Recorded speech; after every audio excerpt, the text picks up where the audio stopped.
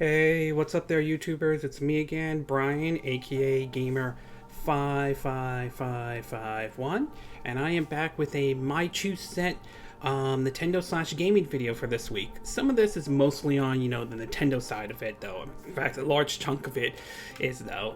For the week of August 16th to and the 22nd, and I want to give my thoughts on 5 stories that caught my attention this week, including one where an analysis thinks the Switch will outsell the PS5. I think that's kind of interesting on that one.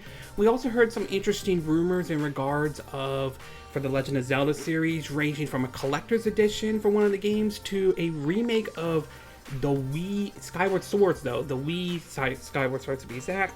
I also want to give my thoughts on the Indie Direct and also thoughts on apparently Bloodstained on the Nintendo Switch, despite its problems, seemed to have done very well, at least according to what the developers are saying, and the latest NPD charts that came out. And there are some interesting games there that did very well. One I kind of expected was going to do very well, though, and that is, of course, Ghost of Tsushima to be exact.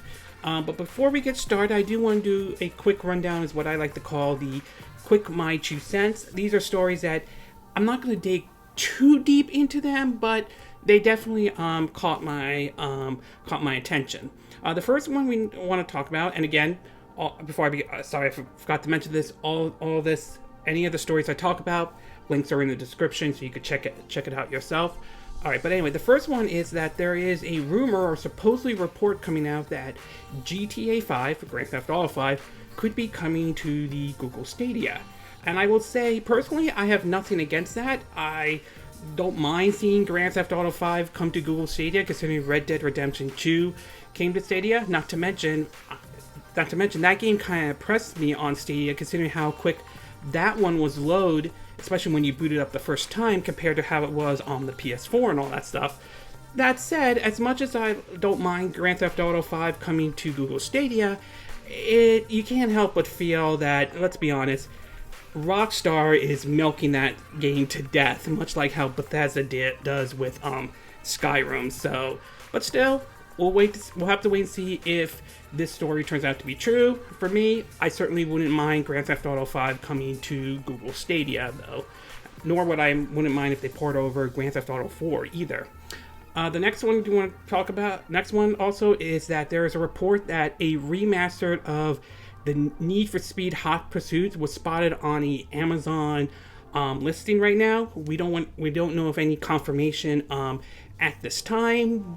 Although that one has been rumored to be exact.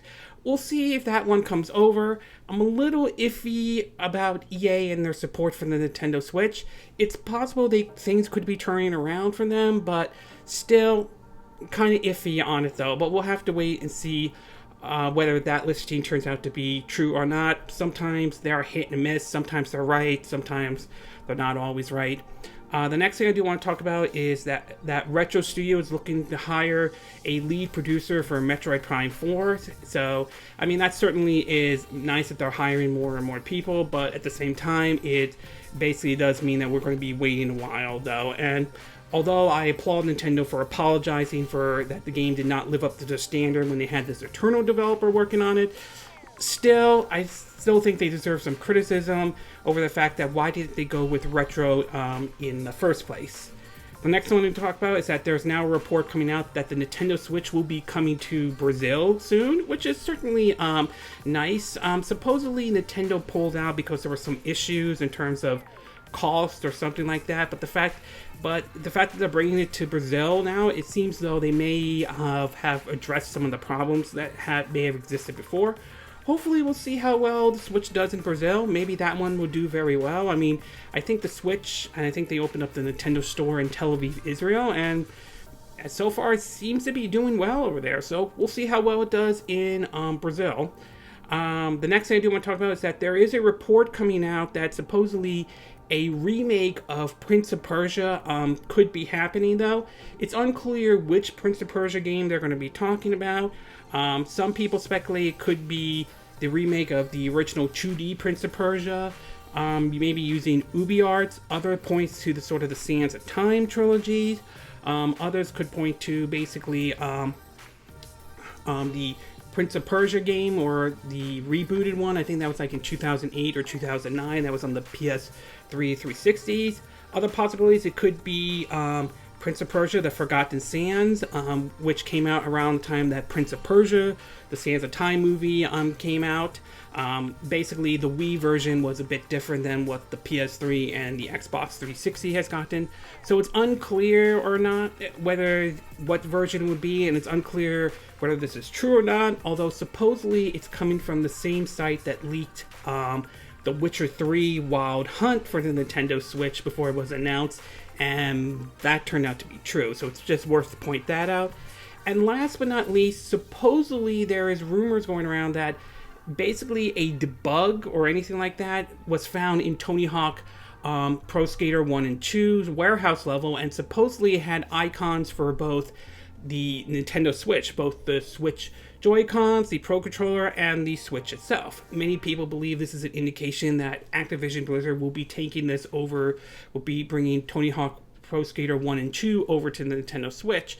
And it is possible, though, considering this game does run on Unreal Engine 4. That said, others believe that it could be just a hoax, or someone just posted something up there to get attention. There's always that possibility as well. But it is possible we could see kind of situation like we saw with Crash Bandicoot Insane Trilogy and Spyro Reunited Trilogy, where the PS4 or Xbox One version comes out first, the Switch version comes out next year. I know some people don't like that approach, but it is what it is, and some people believe that may be the case with Crash Bandicoot 4, so we'll have to wait and see, and we'll have to wait until we hear actual confirmation on that. Okay, now that we concluded the quick My 2 cent part, why don't we get started with our first story, and this one has to do with the NPD. So, as some of you are aware, last week, and I unfortunately did not cover this in the other My 2 cent, or last week's My 2 cent, is that the NPD has released their results, or their July 2020, excuse me, video game sales, and there are some interesting ones there, and one that I'm kind of not surprised about that did did very well though. So in an article from VentureBeat, they raised an interesting point about that digital sales seem to be doing well. And so from the comment from the article, it reads that, quote, year-to-date spending reaches $26 billion, 21% higher than the same period in 2019. Content, hardware, and accessories are each over 20% higher when compared to the same period a year ago. And many people continue to stay home. Digital spending is growing even faster. Digital content spending, which includes full game downloads, post-launch content, mobile and subscription spending, increased 41%. Year-to-date 2020 content spending reached $23 billion, a 21% increase when compared to the same period a year ago. While spending has increased across all digital content segment, the strongest gain has been achieved in digital content spending on console platforms. So obviously, digital distribution, we're starting to see that starting to rise up a bit more, and given the whole situation with COVID-19, a lot of people are spending money on a lot of the buying stuff, digitally, through their consoles and so forth. So obviously, digital distribution is slowly becoming the new norm. I know not everyone likes that. I know not everyone disagrees with. Not everyone will agree with that, but it's starting to become the new norm, though. Over in terms of the software side of things, though, it seems as though the number one game for basically of July 2020 was Ghost of Tsushima, and that isn't really all that surprising at all, considering the positive reviews that have gotten. Not to mention reports that we're getting a free, I think, updated multiplayer mode, which is kind of interesting though, although I would prefer more single player content, but that's me though. So that is kind of interesting that one's doing very well. Other ones that are kind of interesting that did well was Paper Mario, the Origami King. They entered in at number 3 and on July 2020's software sales on the top 20 though. Sword Art Online, Alicization, Lycoris, entered in at number 10, which is kind of interesting, and it's nice to see another anime game outside of the Dragon Ball Z ones enter in as well. And even And Animal Crossing New Horizon, that continues to do well. It's amazing that that's a niche title, but yet that what started as a niche title now is getting more and more people are enjoying it though. Other games like Mario Kart 8 Deluxe and Legend of Zelda Breath of the Wild are still on this list. Mario Kart 8 at number 8, Legend of Zelda Breath of the Wild at number 12. It's safe. Can I safely assume that at that point those games are now starting to become the Skyrim at this point and all that? I mean, it's pretty amazing. And also, Sony's also has other titles like The Last of Us Part 2 is at number 4. That continues to do well despite some people not happy with the game. It's not stopping it from doing well at all. We also see MLB The Show 20 at number 15 and Marvel Spider-Man at number 18. Over at basically excuse me though excuse me sorry again, I had to sneeze, my bad on that one. But over at basically the top best-selling games this year, Call of Duty Modern Warfare was at number 1, Animal Crossing New Horizons at number 2, Last of Us Part 2 at number 3, Final Fantasy Remake at number 4, Ghost of Tsushima at number 5, Dragon Ball Z Kakarot at number 6, MLB The Show at number 7, Resident Evil 3 at number 8, Mario Kart 8 Deluxe at number 9, and Mortal Kombat 11 at number 10. As far as the top best-selling games over the last 12 months, Call of Duty Modern Warfare is at number 1, Madden NFL 20 is at number 2, Star Wars Jedi Fallen Order is at number 3, NBA 2K20 is at number 4, Animal Crossing New Horizons at number 5, Last of Us Part 2 at number 6, FIFA 20 at number 7, Mario Kart 8 Deluxe at number 8, no pun intended, Pokemon Sword at number 9, and Luigi's Mansion 3 at number 10. Another series that was once considered niche, but now has certainly gotten a lot of people's attention even more. In terms of Xbox One games, they only have one first-party game on here. Well, actually, two to be exact. Minecraft Xbox One Edition at number 4, and Forza Horizon 4 at number 7. Other than that, most of it is third-party games. Sword Art Online is at number 3, while Call of Duty Modern Warfare is at number 1. Over at the PS4 side of things, obviously Ghost of Tsushima is number 1, which shouldn't be that surprising though. Need for Last of Us Part 2 is at number 2, Modern Warfare at number 3, Minecraft PS4 Edition at number 4, MLB The Show 20 at number 5, Mortal Kombat 11 at number 6, Marvel Spider-Man is at number 7, Need for Speed Heat at number 8, Star Wars Jedi Fallen Order at number 9, and Sword Art Online is at number 10.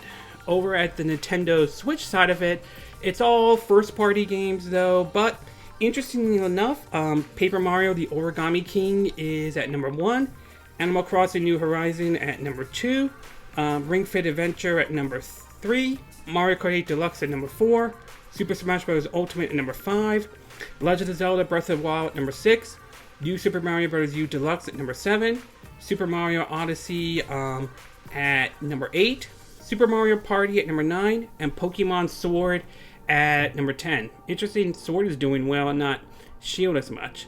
So I would say the takeaway from all of this is that basically, one, Ghost of Tsushima is doing extremely well. I mean, it's doing very well for Sony, which shouldn't be surprising though, considering, like I said before, how well that game has been received. Last of Us Part 2 continues to do well, despite some claims how some people are having issue with it and the whole controversy that some people are making it out to be, but doesn't seem to stop the game from doing it very well. Sword Art Online, the newest one, is doing good, and I think that, like I said, I think it's great. It's nice to see another anime game outside of the Dragon Ball Z one that does very well. And interestingly enough, Animal Crossing continues to do very well, and New Horizon to be exact, and Paper Mario The Origami King, despite some people despite not everyone liking it, it is doing well enough, and it's done well enough to the fact that it so far has overtaken Super Paper Mario that was released during the Wii era. So overall, so it's really nice to see that Paper Mario Origami King is doing very well. So overall, this was a nice July. Was certainly a good year. July 2020 was certainly good for some of these games. Like I said, Ghost of Tsushima is obviously a clear winner, but it's nice to see Paper Mario, Origami King, Animal Crossing, New Horizon, Last of Us Part 2, and Sword Art Online doing very well in July of 2020. Okay, we're going to take a quick break, and when we get back, we'll get to Part 2, and this one has to do with the comment in regards of the Switch version of Bloodstained Ritual of the Night, and apparently it seems to be that one did very well. So we'll take a quick break, and we will be right back.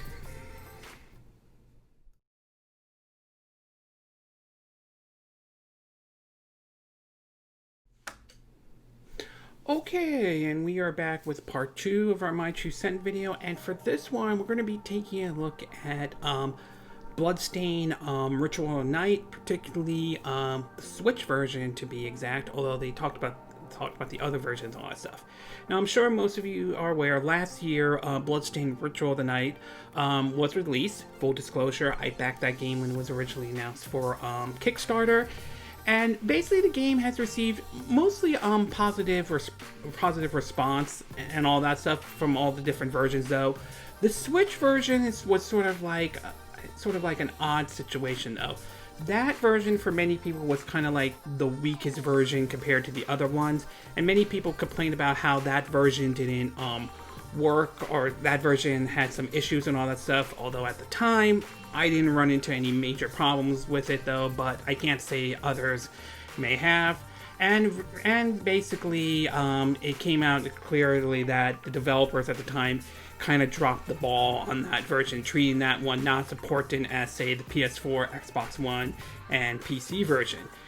Despite that, though, it seems as though when sales of it for the UK, when sales for that week when the game came out for the UK, at least for the Switch version, that one did very well, and they kind of took notice about that and started to basically start working on fixing the Switch version and all, which, I mean, great that the Switch version did well, but the fact that they kind of dropped the ball on the Switch version was a little bit, yeah, see why not everyone was happy about that though.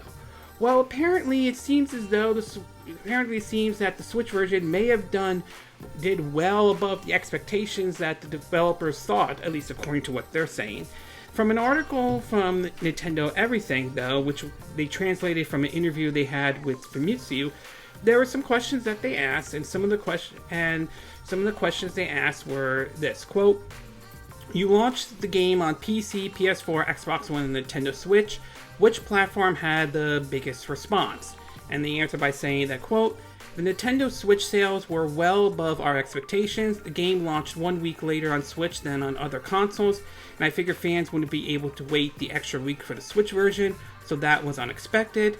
Another question that they asked was, quote, "Perhaps the reason the Switch version failed so well is because of the large install base nowadays." Their response was, "Maybe, but the game I worked on were often developed for Nintendo consoles, so that could be a factor as well. Not to mention that the Switch is the only console we released on that capability of handheld play. With that considered, you could say that there are a lot of fans who wanted to play Ritual of the Night on the go." Another question they asked, of course, was, "Now that you mention it, Ritual of the Night is a perfect fit for handheld play." Their response was, "Then again, a lot of players back then told us they wanted to play our handheld game on home console." And I laughed though. They also asked about in which region did the game did very well, and according to them, they said that, quote, "That would be North America. There's always been a lot of IGA fans, IGA. There, back in the day, North America used to account for about 50% of my game sales, but with Ritual of the Night, it actually increased more than that. After that, it'll be Japan, China, and then the UK in that order." So I will say my takeaway from reading this, though, if this is read correctly, is that I'm glad that the game Bloodstained Ritual of the Night did very well, especially the Switch version. I don't think it's as big of a disaster as some people make it out to be. I think it's definitely better than the Mighty Number 9 situation, but I'm not saying it's 100% perfect. That said, the way I'm looking at it though is that they kind of dodged the bullet on that one. And if a sequel to Bloodstained Ritual of the Night does happen though, I think it will, but we'll have to wait and see. If they actually do a sequel though, I am seriously hoping they learn their lessons from the situation, because I'm not 100% sure, although I can be wrong, and I don't speak for everybody who owns the Nintendo Switch. I don't think they could get away with pulling like what happened with the first Bloodstained Ritual of the Night. I felt like that situation they kind of dodged a bullet, but I do think that they do deserve criticism for the fact that they dropped the ball with the Switch version and all that stuff, and it was only after the game did well that they decided that, yeah, we gotta focus on the Switch version, we gotta fix the problems there. So I am hoping that, if assuming what they're saying is true, that whenever a sequel does happen to Bloodstained Ritual of the Night, they certainly put effort into the Switch version and all. Not saying they shouldn't put effort into, say, like the PC or the PS4 or Xbox One version, although if a sequel does happen, I wouldn't be surprised if we hear it come to the PS5 or Xbox Series X. But I hope that if a sequel does happen, they don't drop the ball in regards to the Switch version, that they actually put time and effort into it to make sure it's presentable and all that stuff, and to avoid the situation that we did with the first one. So overall, if what the developers are saying is true, I'm glad that the game did well in North America, and I'm glad that the Switch version sold well above expectations and all that stuff, but that doesn't mean that they should be immune to the criticism of the fact that they treated the Switch version as an afterthought, and hopefully they've learned their lesson on that, and if a sequel does happen, they don't treat the Switch version as an afterthought like what they almost did with the first Bloodstained Ritual of the Night. Okay, we're going to take a quick break, and when we get back, we'll get to part 3, and this one has to do with the Indie Direct that happened this week. So we'll take a quick break, and we will be right back.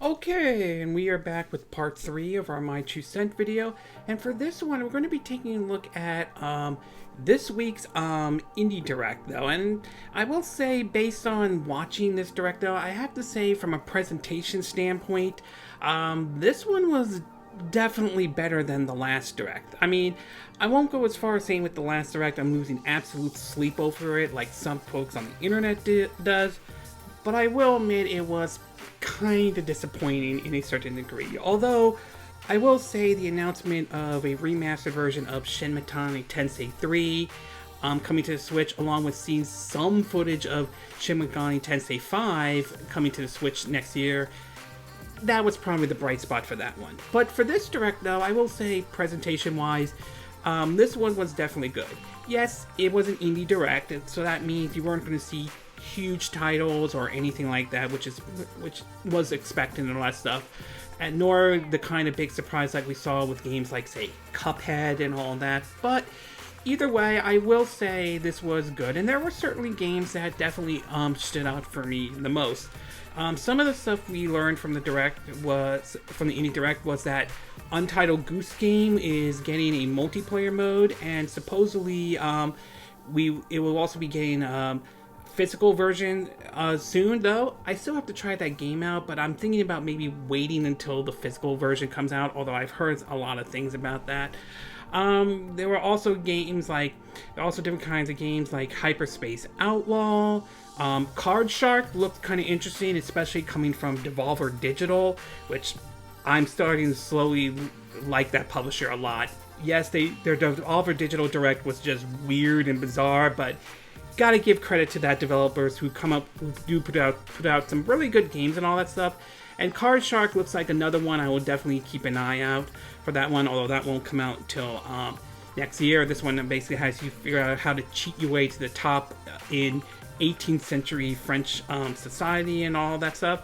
But I will say the two big ones that, or at least choose the big three, this one three that stood out for me the most, I would say, is the first one was Hades from Supergiant Games, which from them is made from, I think, from basically from titles who did the fast-paced action of Basin to the rich atmosphere depth of Transistor and all. Judging by the gameplay, that one looks very interesting and all, so that one I want to keep an eye out for. The other one happened to be called Raj and an Ancient Epic. That one looks kind of interesting, and I'm definitely getting a little bit of a Prince of Persia vibe out of it, and that's definitely one I want to take a look at, though. Supposedly it's a time console exclusive. I know not everyone is a big fan of the whole time console exclusives. I understand that, but for some people, some developers don't mind taking this approach. But you know what? It is what it is. But those two are probably ones that I definitely will take a look at the most. A third one I might take a look at, although I've heard some mixed response to this, was Torchlight 3. And for some people, though, it was basically some people feel like the game was still early access when it was released on Steam and all. So there's some criticism about that one, but I might take a look at that one. I might want to get back into Torchlight 2. I think that was on the Switch, though. So this is one I'll definitely take a look at and all. Other games they showed off were games like A Short Hike, let's see, Mindfold Garden, Subnautica. I apologize if I'm not saying the name correctly. It's Subnautica, and its sequel Below Zero. They're both coming out next year. That one looks kind of interesting, though, so I'll take a look at that one. Garden Story, Evergreen, Bear, and Breakfast. So I will say they showed up some pretty interesting titles. Like I said, the three that kind of caught my attention: Hades, Raja, an Ancient Epic, and I think somewhat Torchlight 3. I think those are the three that kind of stood up for me the most. So, but I will say overall, as far as presentation-wise, like I said, this one was better than the last Direct. Hopefully, we'll see a proper or good Direct from Nintendo. Rumor has it we might see one before the end of August, so we'll have to wait and see about that, though. But like I said, this was a good Direct from Nintendo. It was an indie Direct, obviously, but nevertheless, excuse me, a good one for them, indeed. Okay, we're going to take a quick break. When we get back, we'll get to part 4, and this one has to do with some interesting rumors regarding The Legend of Zelda, from a collector's edition to rumors about Skyward Sword on Switch. So we'll take a quick break, and we will be right back.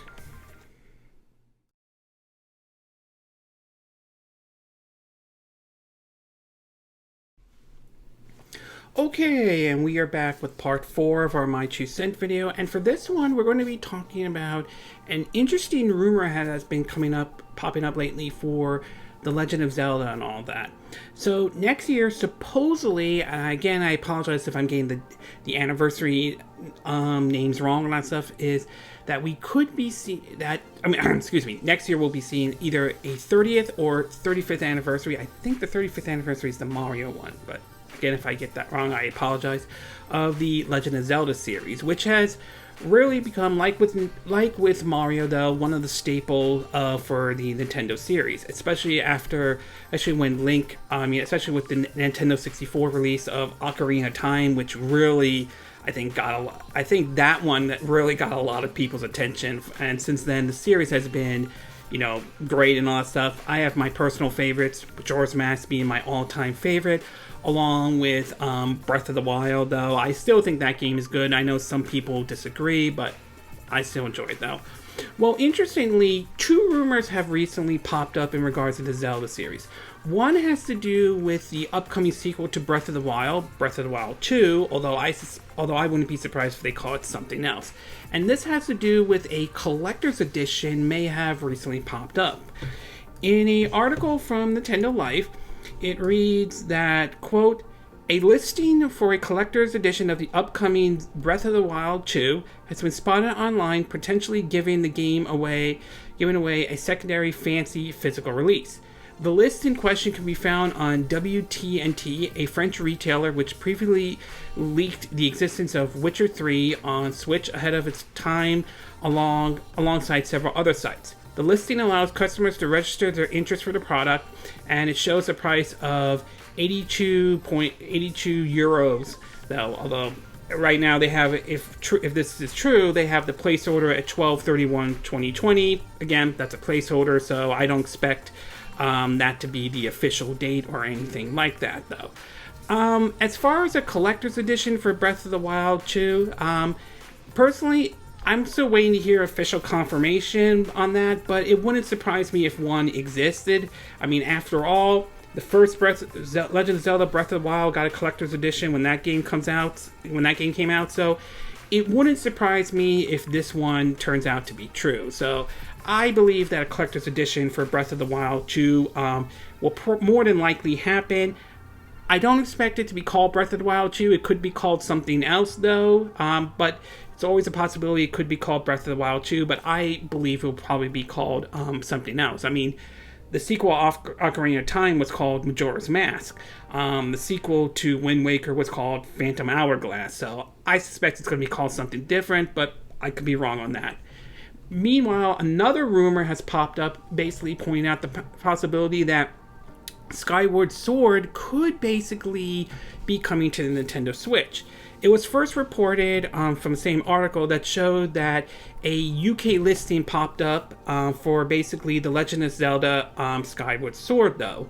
There have been rumors about it on the Switch back in November of 2018, although Nintendo shot that down at the time. Interestingly enough, Nintendo Life updated their article on Monday, pointing out that the Amazon listing for Skyward Sword on Switch has been taken down. Now, many people can point to it could be an error on Amazon.com side, or it could basically be that the listing does exist, that the game does exist, but Nintendo did not want the listing to go up right away because they want to make an announcement. So we'll have to wait and see if that one turns out to be true, though, but I'm curious to see how it would work on the Nintendo Switch, especially for those who have a Switch Lite, because Skyward Sword, when that came out on the Wii, required the use of the Wii Remote and Nunchuck, especially the Wii Remote with the Wii Motion Plus inside of it, Wii Motion Plus attachment. Later Wii Remotes would have the Wii Motion Plus in it right away, though, and that game required a lot of the motion controls. For me, though, it wasn't as bothersome as for some people. Some mechanics worked, some people may have had issues with others, but it didn't bother me as much. But I'm curious to see how it would work, especially for those who have a Nintendo Switch Lite. I mean, are they going to have to rework some of the controls? Will we still be able to use the Joy-Cons for the motion controls? Are there options to use traditional controls as well? So I'm a little curious to see if this rumor of Skyward Sword coming to the Nintendo Switch, which I'm not against, I'm curious to see how it would basically work. So overall, interesting rumor about Breath of the Wild 2 Collector's Edition. I think the Collector's Edition will probably happen. I'm just waiting to hear the official confirmation. And like I said, I expect it probably will be called something else, but I won't rule out it could be called Breath of the Wild 2. As far as the Skyward Sword rumor, still want to hear official confirmation on that one. It's possible it could be true, but I'm curious to see how this would work, considering that the original Skyward Sword, when it came out on the Wii, was designed around motion controls, and how that's going to work is going to be very interesting, especially for those who have a Nintendo Switch Lite. Okay, we're going to take a quick break. When we get back, we'll get to part 5. And this one has to do with an analysis making an interesting comment about the Nintendo Switch and believes that it will outsell the PS5, at least this year. So we'll take a quick break and we will be right back.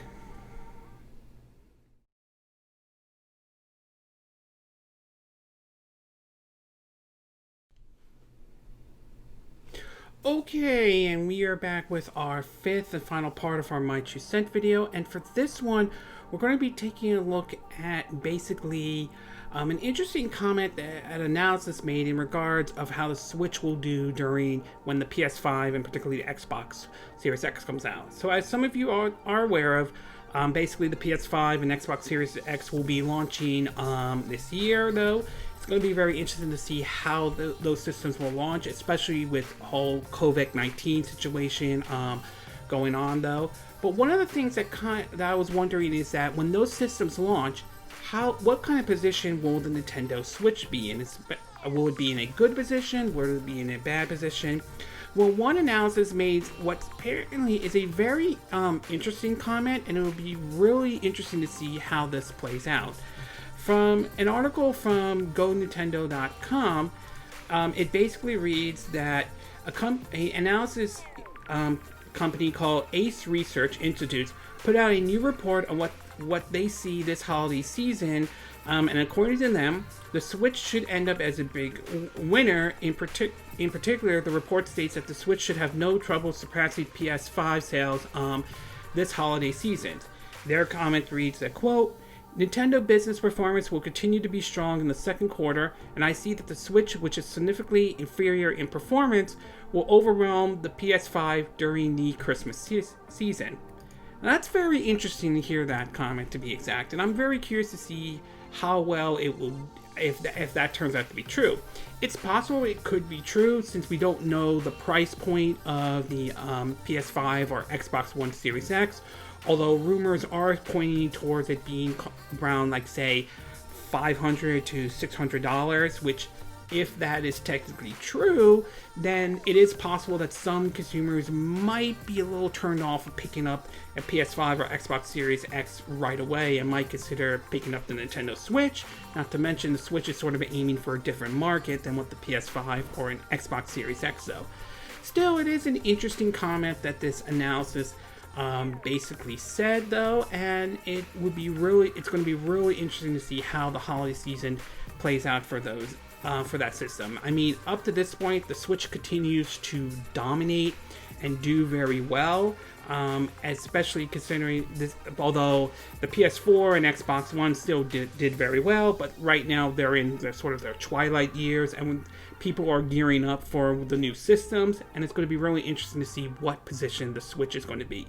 So basically, this analysis is obviously saying it's going to do well during the holiday season, but I'm curious to see how it will be next year, though, and what position will Nintendo be in. Will the Switch continue to do well, or could we see an actual, successor to the Switch, like a Switch 2 or anything like that? So overall, it's a very interesting statement this analysis said, though, and it's going to be really interesting to see how well the Switch does once the PS5 and even the Xbox Series X do, when those systems come out this year, barring any major delays or anything like that. Okay, this concludes this My Two Cent video for this week. And again, these are my opinion. What are yours? What are your thoughts about the NPD charts? Were you surprised to see some games like Paper Mario, the Origami King do very well? Did seeing Ghost of Tsushima do well? Were you surprised by that? Were you not surprised by that? Were there games that you were happy that made it on the list? Were there games that you were disappointed that didn't make it onto the list? What are your thoughts about the comments they made about in regards to the Switch version of Bloodstained Ritual of the Night? Are you glad the Switch version did very well? Do you think that they kind of dodged the bullet on that in terms of the Switch version and all that? Do you think that if a sequel to Bloodstained Ritual of the Night happens, do you think they'll take the Switch version a bit more serious this time around? What are your thoughts about the Indie Direct? Did you enjoy the Indie Direct? Were there games you were happy to see make it to the Indie Direct? Were there games that you wish that they put in there? Were there games that stood out for you the most? What do you thought about these rumors, these Zelda rumors that have been going around? Do you think that we will see a collector's edition to Breath of the Wild 2? And do you think the sequel will be called Breath of the Wild 2? Or do you think it's going to be called something else? Do you think these rumors about Skyward Sword coming to the Nintendo Switch are true? And if so, how do you think Nintendo will make it work or anything like that? Do you think they'll add traditional controls, or do you think they will have you only play the game using the Joy-Cons? And if that happens, what kind of impact will that have for those who own, say, like a Switch Lite? And what are your thoughts about this analysis basically saying that the Switch will outsell the PS5? Do you think this analysis is correct? Do you think the Switch will outsell the PS5 during the holiday season? Or do you think this analysis, this person who said this, is dead wrong? Do you agree with what I said in this video? Do you disagree? Do you have a difference of opinion? As always, sound off in the comment section below. Let me know what you think. And if you like this video, I hope you hit the like button. I would appreciate it. And I hope you do subscribe to my YouTube channel. If you do, make sure you hit the bell icon for notifications of any new videos I put up. Also, feel free to share this video if you want to, and feel free to donate to my channel if you like. You can do it through PayPal Me or Patreon. Links will be in the description of this video. And I will see you again next time when I do another video. Hopefully that'll be soon. Until then, from Southern California, wish you all a good day then. Bye!